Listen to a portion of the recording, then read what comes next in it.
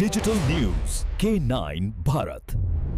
जी, बहुत ही आनंद का विषय है और मैं अपने उत्तर प्रदेश के सभी विद्युत उपभोक्ताओं को बहुत बहुत बधाई दूंगा कि लगातार 6वें साल भी हमारी बिजली की दरें जो है वो स्थिर हम लोग रख रहे हैं।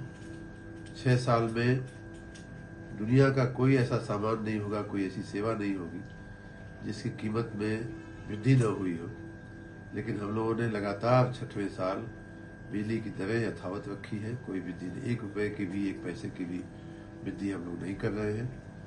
मैं जहां एक तरफ अपने विद्युत कर्मियों को शाबाशी दूंगा कि उनके प्रबंधन के चलते हम ये कर पा रहे हैं, वहीं राज्य की जनता को बहुत बहुत बधाई भी देता हूँ कि हम लोग उनकी के आशीर्वाद से ऐसा करने में सफल हुए हैं।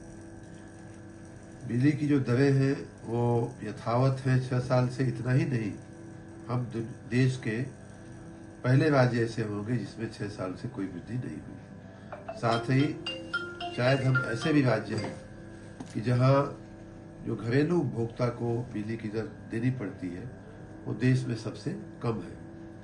इस बार का जो ये निर्णय हुआ है यथावत रखने का, उसमें 6 साल में वृद्धि नहीं हुई है। इतना ही नहीं, कुछ चीज़ों में तो हम लोगों ने दरों को और कम भी किया है। जैसे क्रॉस सब्सिडी का जो हमारा रेट होता है उसमें रैशनलाइजेशन भी किया गया है और कई मामलों में उनकी दरें कम भी की गई है।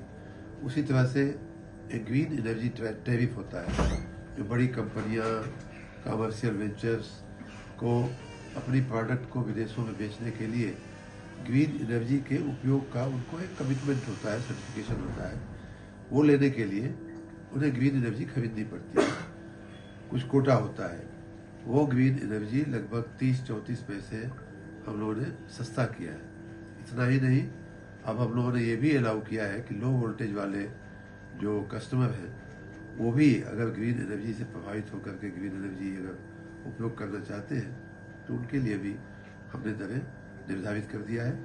तो इस प्रकार न सिर्फ हम यथावत रख रहे हैं बिजली की दरों को, न सिर्फ हम सस्ती रख रहे हैं, बल्कि भविष्य की जो जो बातें हैं जैसे क्लाइमेट चेंज और इस तरह की जो खतरे हैं उनको भी मिटिगेट करने के लिए हम लोगों ने बिजली की दरों को और भी, ग्रीन एनर्जी की दरों को और भी कम भी किया है।